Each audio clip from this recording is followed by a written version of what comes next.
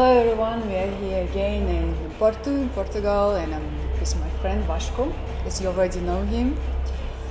And today we want to talk about football players, especially status of football players.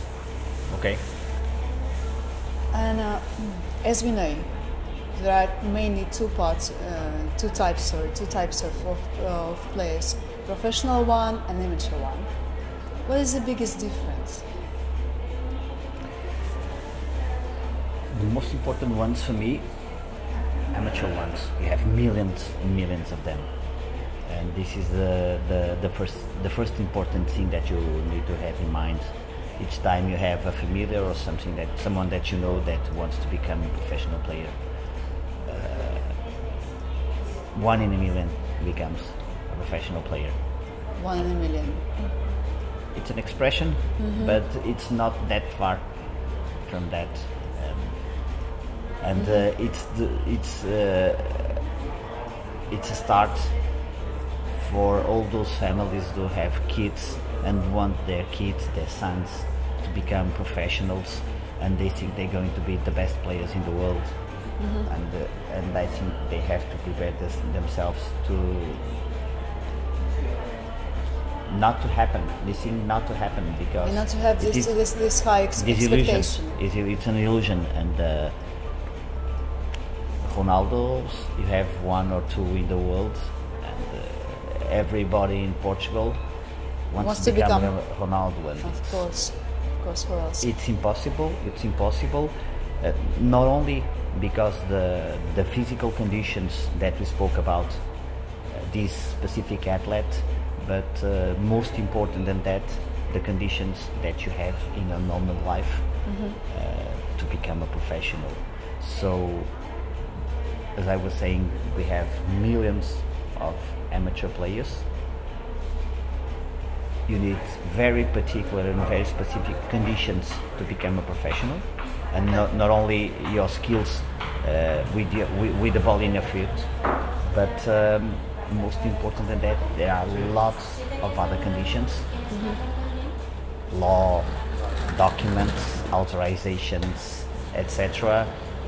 That you need, and sometimes you don't have them to become a professional player. And in our point of view as lawyers, I think that is important to have a reflection about that, because in the globalized world, each time you want to have a player from another country, young player, for example, you have a big problem. You need authorizations, you need specific documents, you need to prepare the club, the fathers, the kid, school. Sometimes it is too much for a kid to prepare himself to be and to become a professional. Okay. But when exactly comes the moment when a football player can call himself a professional? Times are changing, they have changed a lot, and you have now clubs that search for kids of 10, 11, 12 years. And you start immediately to have problems, because they look at you, family, father and mother, and they say, we want your son to come to our school to become a player of our club. So you have a contract here, you have our conditions. So the first one is a contract. Yes. If a player and more important than that, I'm sorry to interrupt you, more important than that, the preoccupation that the clubs have when they decide to invest in a player, and they want to keep the player in the club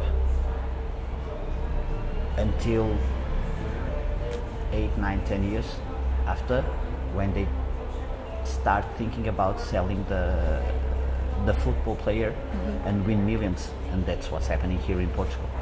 You have some kids of 12, 13, the clubs want protection for the kid. They need a contract, a long-term contract, 8, 9, 10 years.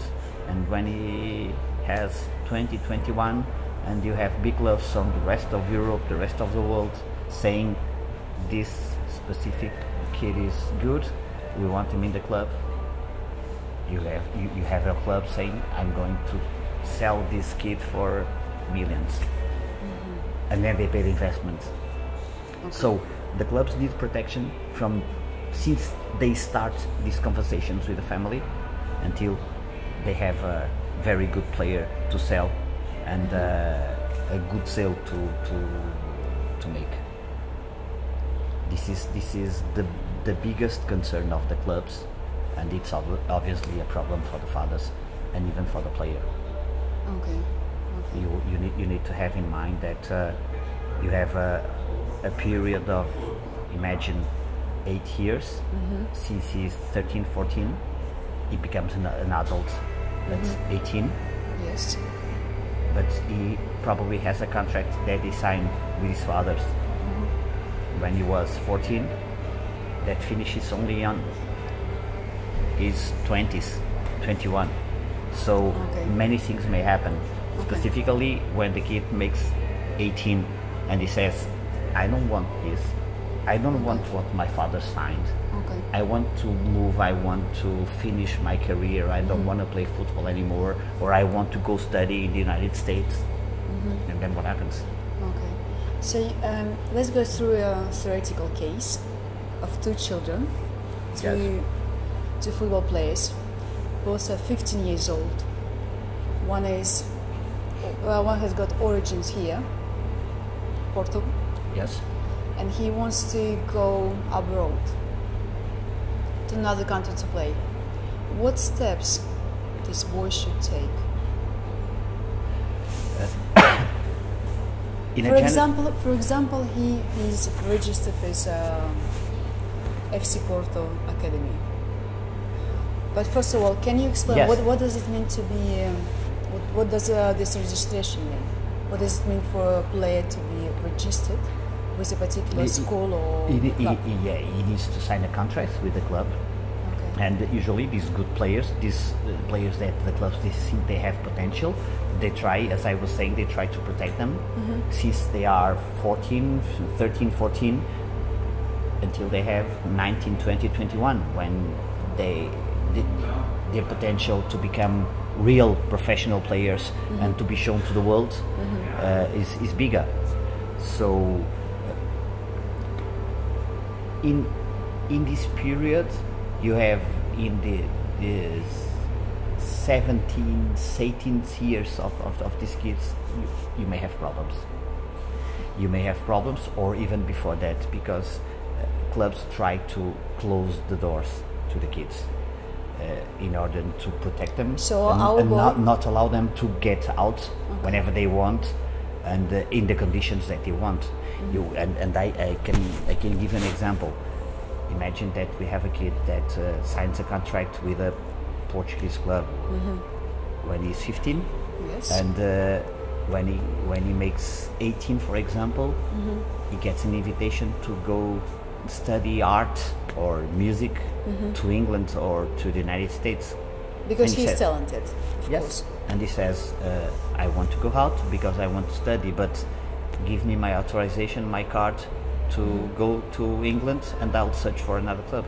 And he has the risk of the club to say, no, I don't. I don't give you the authorization. You have a contract that you have to respect, so you need to be with us until you have more 2 or 3 years with us, and you need to be with us. And things get complicated. And what would be a solution for this kind of situation?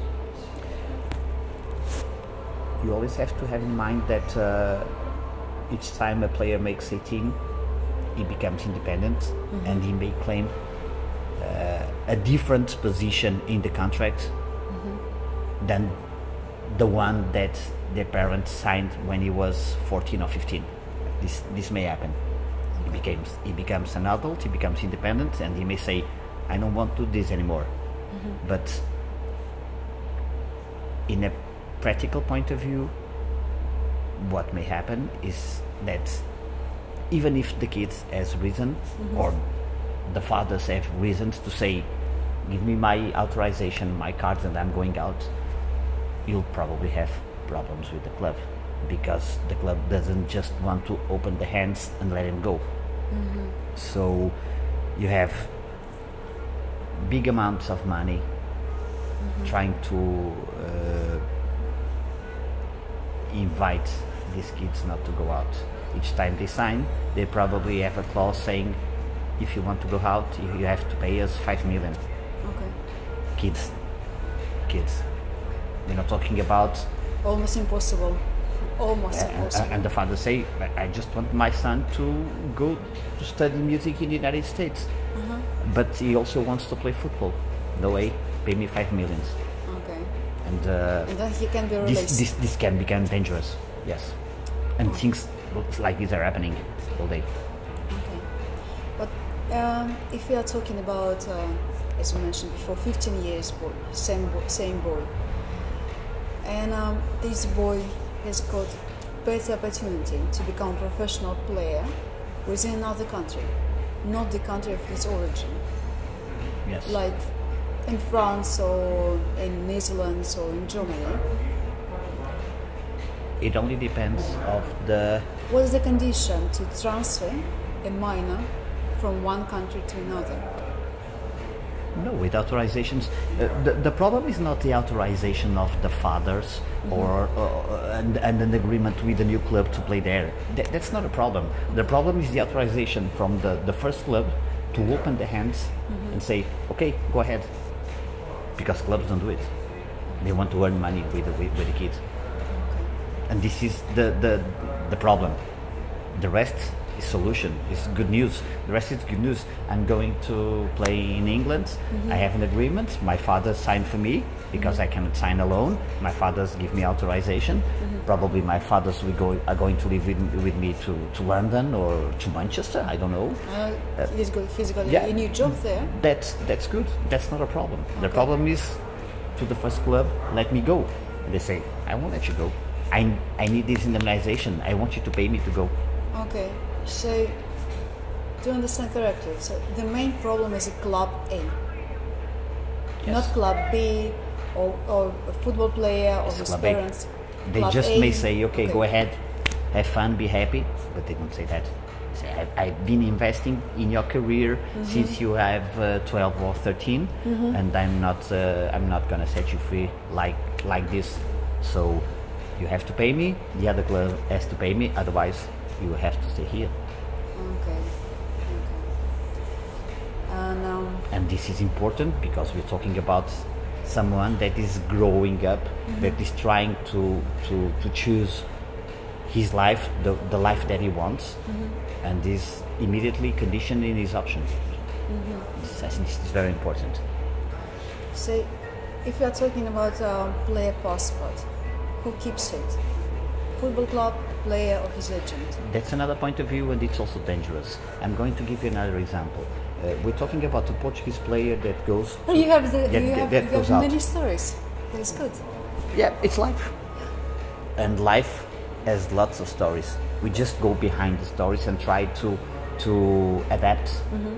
As a lawyer, so try to adapt of all these stories that happen in real life, and we have to follow them. Okay. And try to avoid some things, but it may also happen another thing.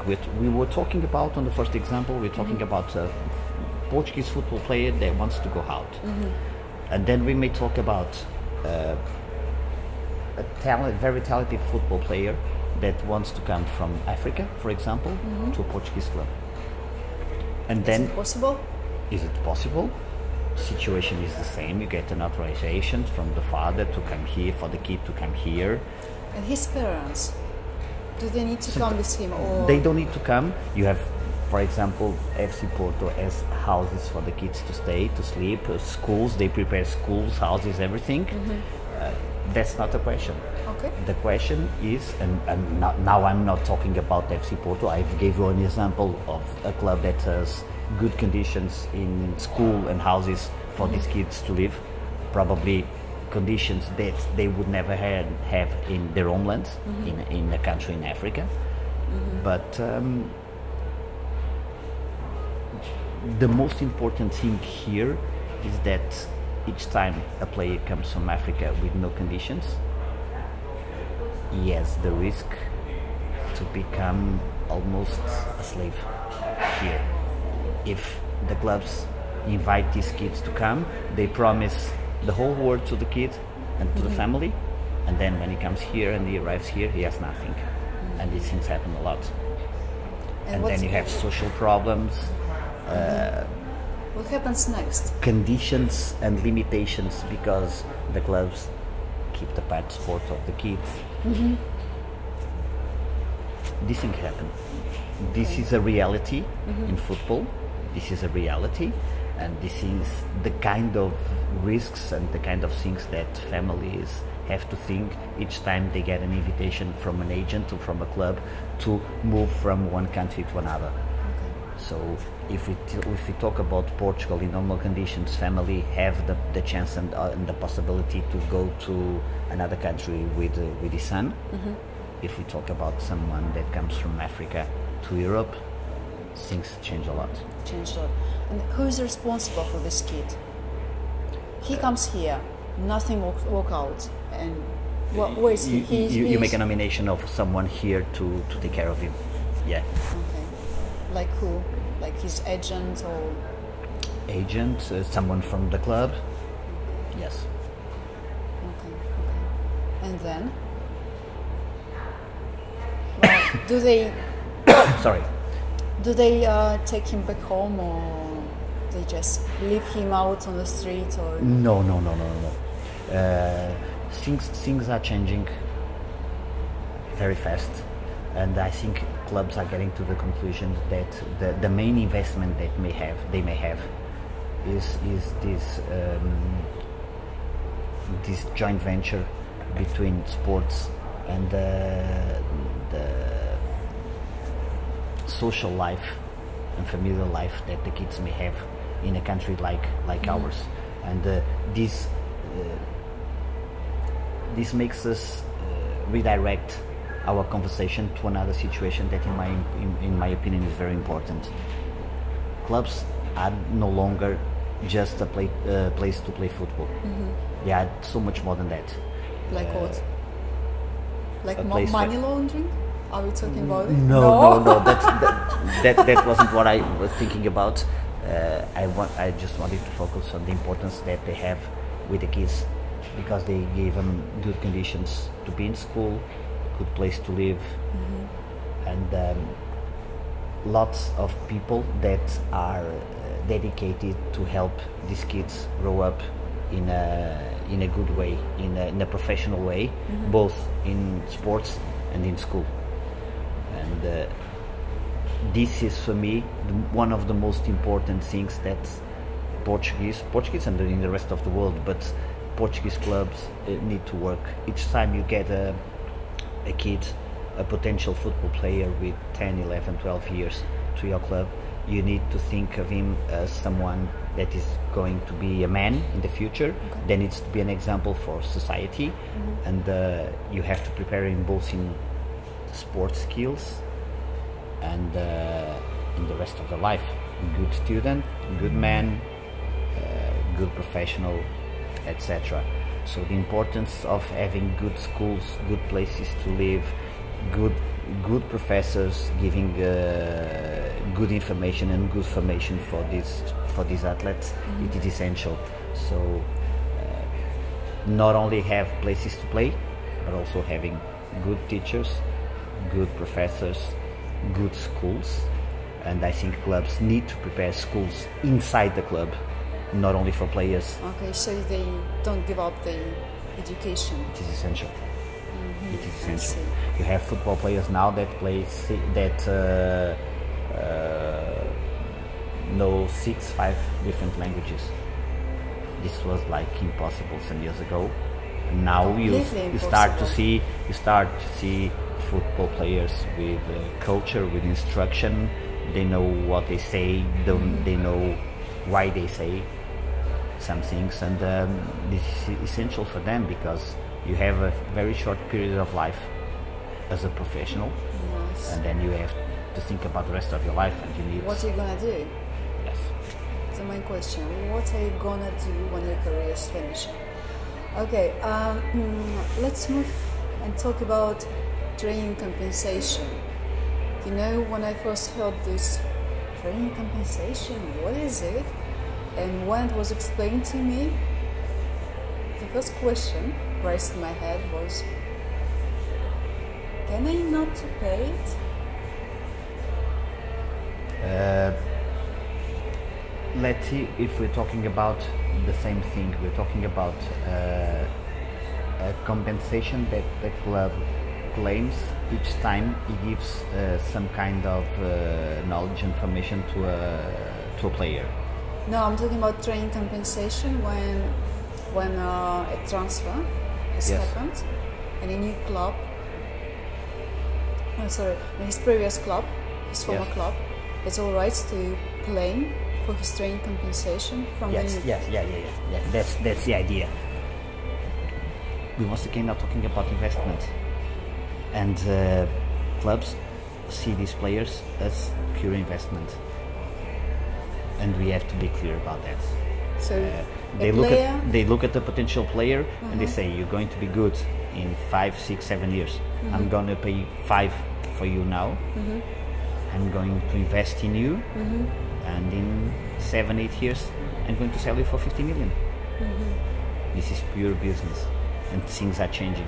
The image of sport, the way we used to have it, I don't want to say that they no longer exist, but they kind of disappear. Okay. And this is pure business, because they look at the athlete like an object. Buy for 5, sell for 50. So not like a human being. We cannot say that, because I was saying that clubs get to the conclusion that they need to invest not only in the skills of a football player, but also in this social familiar condition as a human being. So I'm not gonna say clubs only look at the player like an object to invest, but a big part of it really exists. Yes, it really exists. But in another niche of business, if clubs, in my opinion, if clubs look at athletes as someone to invest, giving him knowledge in sport, but also knowledge in school, good places to live, good places to stay, a good school to learn, this would also be a very good business for clubs. Okay. And finishing out today's topic, can you give some advice for parents whose children are starting to play football now? Let them have fun. I want to focus in one thing, obviously, that is the basis of our conversation, is this relation with law. Never ever sign any kind of document in a club. What kind of documents, for example? An authorization to play and any kind of agreement that the club may present to the athlete. Never do that. You first talk to someone who knows law, to someone who knows this kind of documents, and don't be ashamed to say, I don't understand about this. I need to speak with someone qualified to analyze these documents and say if I can sign it or not. You may get in danger if you sign this without knowing what you're signing. So number one and major advice: find a good lawyer. Yes. But yes, that's important. That's the basis of our conversation, and that is essential. Never sign any kind of document without speaking with a lawyer first, or someone who knows this kind of business. Otherwise, you may get in problems. So it is believed we should have two best friends: a lawyer and a doctor. A lawyer is never a best friend. but it should be someone, it always has to be someone that you trust in. You need to have a very good relation with your lawyer, otherwise you want to feel comfortable. It is essential. And in this area with kids, if someone shows you a document and say, okay, sign here, no problem, be careful. Don't do that. Say, give me a copy. I'll speak with someone that I know. I'll speak with a friend. You go to your lawyer. You go to someone who knows this area. Can I sign this? Yes or no? Yes or no. Okay. Thank you very much, Vasco. Thank you once again. Yes. Yeah, it was a pleasure. Always a pleasure Me to too. talk to you. Me too. Thank you very much. Thanks. Thank you very much for watching. It was Yuna and Vasco Bye. Bye.